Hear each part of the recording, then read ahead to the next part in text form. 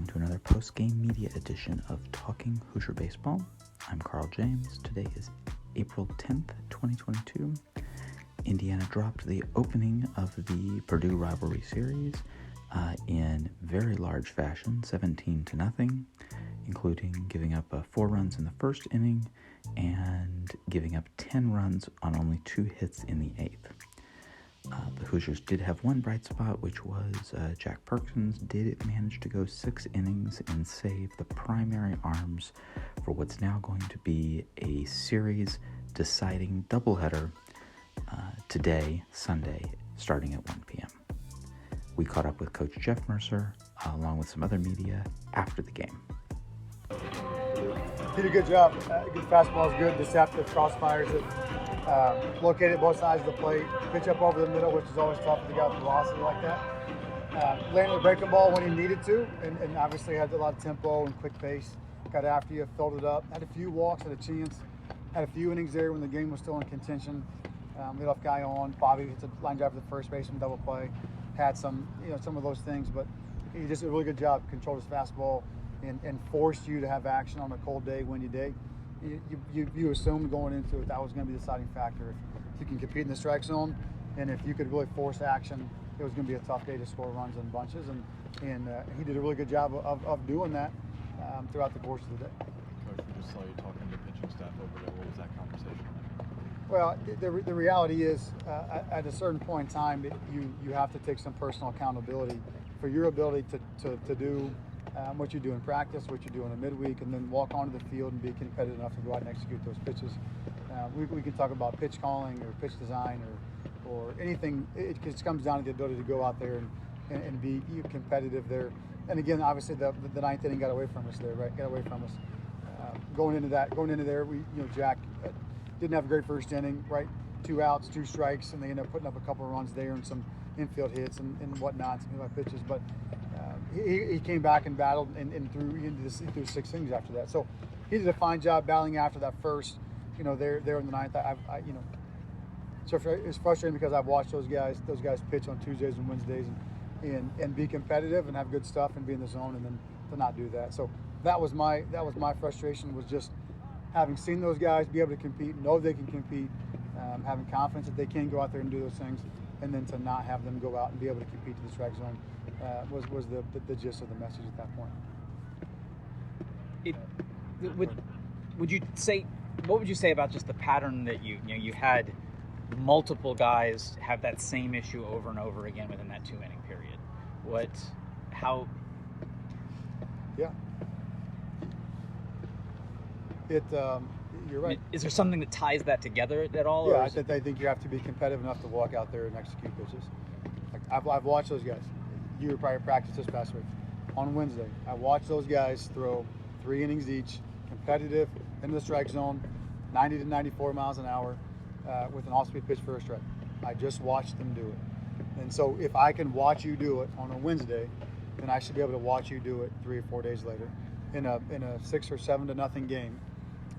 To be able to with the weather on Monday, we have a doubleheader potentially tomorrow, or at least one tomorrow and one on Sunday. If it is doubleheader tomorrow, you can't throw the guys in that 7-0 game that have thrown consistent innings for us, and those guys have gotten better throughout the course of the year. The other guys, so the guys that you're working with consistently on the midweek to be able to improve, that's an opportunity for them to go in there and to get better and to go execute pitches. Just execute the same pitches that we just threw 3 or 4 days ago. That was what I saw. I mean, that was my message for them. They're talented enough. They're good enough. We just have to be able to go out under the spotlight and be able to do it in real time. And I know they're young. They haven't done it much before, but you've done this before. You're here for a reason, because you're capable of doing this at this level. And so you have to have the competitiveness to go out and do it in real time. Even after 17 runs, Purdue only put up 11 hits. What does that tell you about the pitching performance today? Yeah, I mean, I think the statistics speak for themselves. And probably 3 or 4 of those were infield hits even. So did a good job to battle with 2 strikes. I had several 2-strike hits. They're tough. They're competitive. I'm taking nothing away from Purdue whatsoever, because they played the game. They did a good job. Congratulations to them. But when you have the 3 bases that we had, it makes it rather difficult to keep somebody under under a threshold like that to keep it a competitive game. And again, you're going into the ninth, and it's still potentially a ball game, and then obviously those guys disallow that from happening. So this says that you give free bases, and people are going to take free bases and score runs. That's what it says.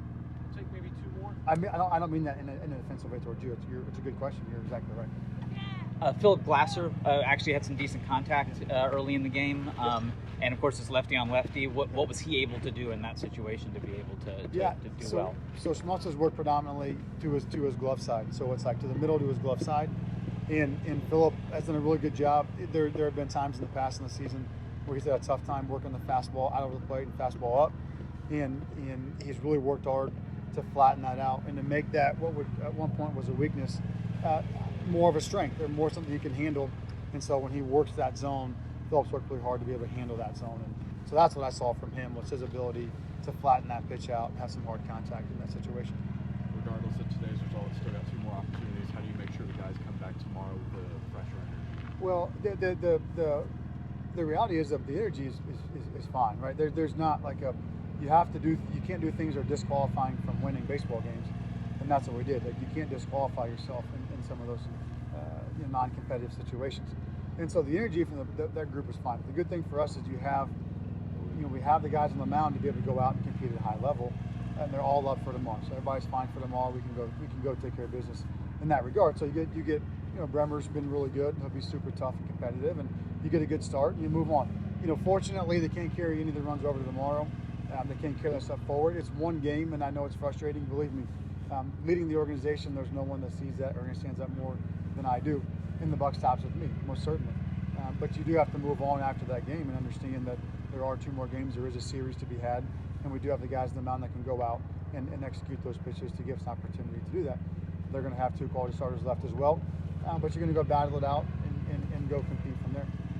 Coach, he didn't have a super game today, but what about Josh Pine and his transition to college, the Dayton College game? Yeah, Josh is incredible. Josh has been terrific. Made several really nice plays again today. Josh is just an A++ kid. Super proud of him. It's nice to see the Southern Indiana kid at IU playing his tail off. He's just an awesome dude. Very talented. Can have a great at bat. Great defender. Great base runner. Awesome teammate. Josh is he's everything that a Hoosier should be. He is terrific. Thank you for listening to this post-game media edition of Talking Hoosier Baseball. Again, the Hoosiers resume the Purdue series Sunday at 1 p.m. with Bradley Bremer taking the mound. Very likely we will not have post-game media following this due to the lateness of the doubleheader. But we will hopefully get a chance to catch up with a weekly media session later and get some more updates from the coach on the current state of the team. So thank you for listening. See you at the park.